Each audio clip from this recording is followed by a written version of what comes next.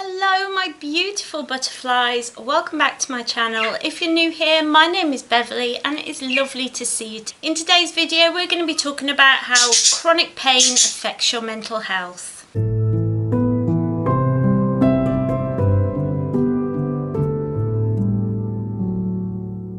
So it's Pain Awareness Month, and it's so important that we warriors of chronic pain come together at this time to raise awareness for our condition and the ways that it affects us. And I think it's so easy to get lost in this hiding away, you know, we're so used to saying we're fine or coping with things, and in reality it's very difficult to come out and say how you really feel. I struggle with that a lot.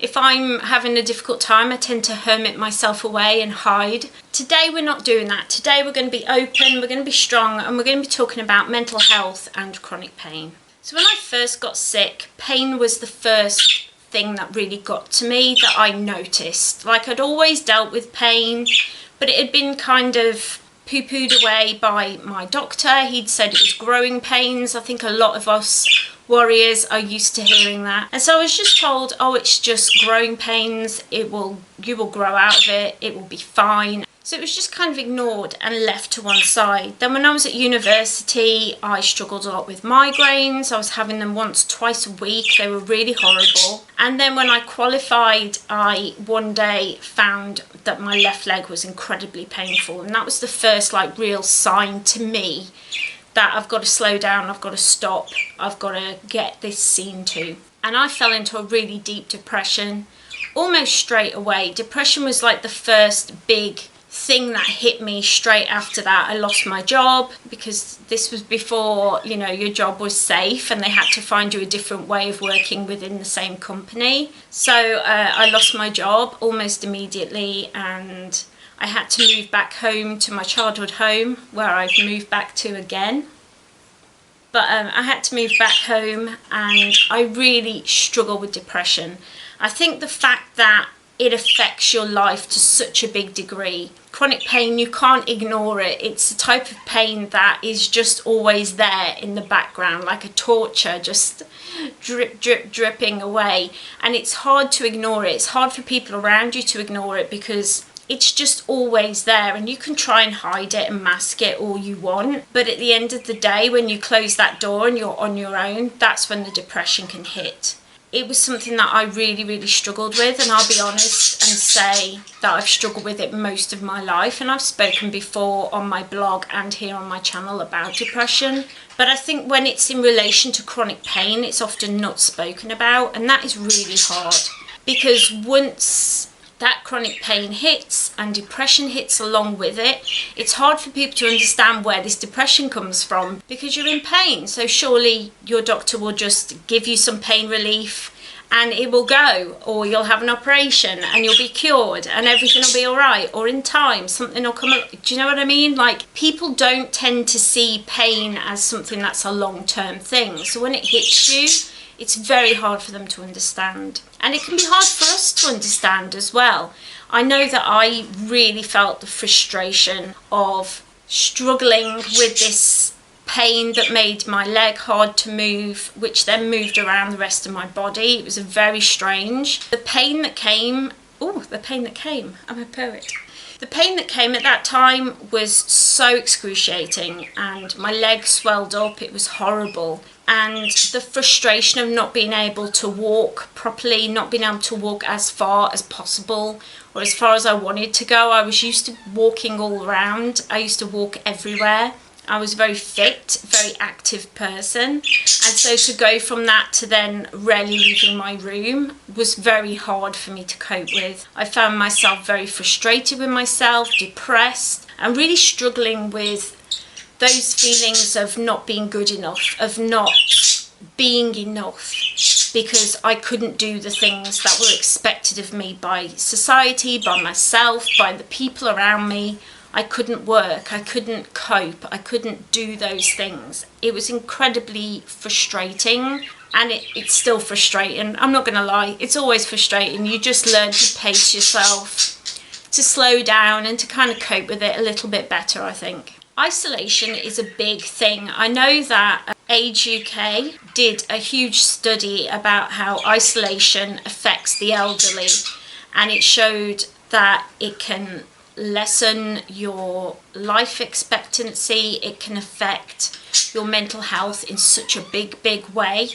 And it really got to me, because I was like, well, surely that can be put to the disabled as well. You do get isolated, you can't afford to get out as much, you're probably not as mobile as you was, so you can't walk as easily, you're not as mobile as you was, you need somebody with you all the time, you need a bit more help. Maybe you can't get public transport, you can't drive. There can be a ton of reasons why you're isolated. One of the main reasons for me, as well as all those little things, was that I lost so many friends, so many people that I thought were best friends or were close friends. As soon as I couldn't go out and do those things that we used to do together, they were gone, you know? And I think from talking with a lot of other people with chronic illnesses and chronic pain, I found that they had the same experience, that as soon as your lifestyle has to change, your friends kind of go. And it's not because they're heartless or they don't have compassion or no care.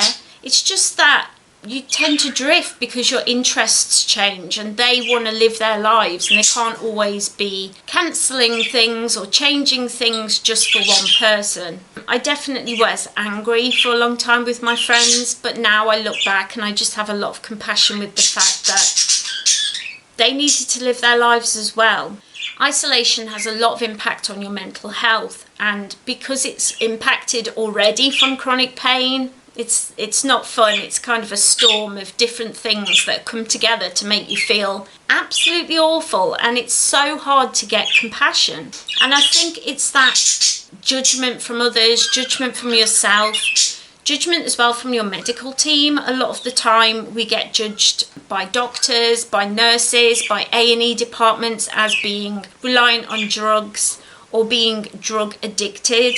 It can be quite difficult to get them to then believe, no, this is the truth of how I'm feeling, I need help. Unfortunately, there is a lot of judgment from people as being a benefit scammer, or being lazy, you don't want to work, or, you know, society runs on this whole, you've got to make money for the world, and we all run off money, and if you don't make money then you're not really matter. And all of these judgments from other people, from yourself, from the medical team, really can impact the kind of care and compassion that you're getting from the people around you, as well as from yourself. A lot of the time you can feel like, oh, I don't deserve that compassion from those people, or I don't deserve to have caring from them because I'm not working, I'm not contributing, I can't do enough. Even small things like being able to do the washing up can be so difficult when you don't have aids and things that can help. And if you want me to do a video about the aids and the things that I have that help my pain, definitely let me know down in the comments. It's something that can help us so much, and yet so many of us, we worry about the judgment of others, or we feel like, oh, if I do that, it's only old women that use a walker, or it's only, you know, it can be very much in our heads, that kind of judgment from other people. So let me know if you'd like to see a video about that. I think another big problem that is not often spoken about is the dependence that it brings. You lose a lot of independence when you get sick. When I first got sick, I wasn't getting any kind of benefits at all. I was trying to work, so I'd get a job for a while and then I'd lose it, get another job for a while, lose it, get another job for a while and lose it. Because I couldn't do them, I wasn't well enough. And so I was financially reliant on my parents. I had nowhere else to go, nowhere to live. I was struggling so much. And sometimes that's not a safe place to be, especially if you're with a partner or with somebody who's abusive or toxic. If you're in a place that's not exactly safe, it can be so hard to get away from that. A lot of the time when you start to look into benefits and things like that, it can be so scary to look at them and see how much it makes you dependent on the people that you're with and your carers who are not always going to be that loving partner or that loving mother. You know, they're not always going to be those people, unfortunately. If you're in that sort of situation, you have my whole heart. My DMs are always open over on Instagram. You can always email me. All the information is down below if you need to talk. And lastly, I think anxiety. Anxiety is something that definitely kicked up a big storm when I first got sick and I was first struggling with chronic pain, and it still does. Being unable to go out as often as I used to be able to, I definitely find that when I need to go out and do something, my anxiety goes through the roof. I had my hair cut the first time since this whole pandemic started, and I was terrified. I've been going regularly to that hairdresser since I was about 14 years old. So I shouldn't have been anxious, yet I was, because I knew that because of the pandemic, I had to go in by myself. My husband couldn't take me in and get me settled like he usually does. I knew things would be done differently, and so I was really worrying about how I would react and how it would go. But they were lovely to me, thankfully. Anxiety like that comes up a lot. You worry about having to be reliant on others. You worry about how you can't do the housework or you can't help out as much as you want to. And all these little things tend to come together in this anxiety that kind of sits in the background all the time. I think a lot of us who struggle with chronic pain struggle also with anxiety disorders. And you all know I've spoken about this before, but I do have an anxiety disorder. And so it feels nice to know you're not alone, but it's horrible to know that other people are suffering the same way as you are. But do know that you're not alone in this. You are definitely not alone. If you are struggling with any of these things, there is help out there, so definitely look about. Things like the Samaritans were a big help to me. I remember that you could email them, and that was amazing because I could write out everything I was thinking, everything that was going on with me. I didn't have to telephone them. I think they still do that. Definitely double check. But being able to email for help was great. So look around. There is a lot of charities that are still running even during this pandemic. A lot of people out there who want to help. So definitely don't be afraid to ask. I really hope that you enjoyed this video. I really think it's important that we talk about pain and its effects on our life, especially during Pain Awareness Month. It's so important that we are open and honest so we can help one another. So I hope that this helped you. If it did, don't forget to head down there and leave this video a cheeky little like so that I know that it helped you. Don't forget to share it out so that those around you can learn a little bit more about what you're dealing with and hopefully get a bit more compassionate with you. While you're down there, why don't you head into the comments? I love talking to you all. If there's anything about these points that you would like to talk about, if there's any ways that chronic pain has affected your mental health that I haven't covered, let me know down below.